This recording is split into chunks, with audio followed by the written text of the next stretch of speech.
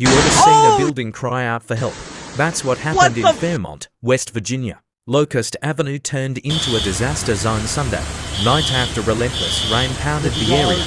Part of an apartment building collapsed like it couldn't hold the pain anymore. Eyewitnesses say water gushed from windows and the roof like a waterfall, followed by screams echoing through the storm. Governor Patrick Morrisey has now declared a state of emergency. Families are displaced, lives changed in seconds. This isn't just weather, it's a warning. Climate, infrastructure, crisis, they all collided in West Virginia. And tonight, the world is watching.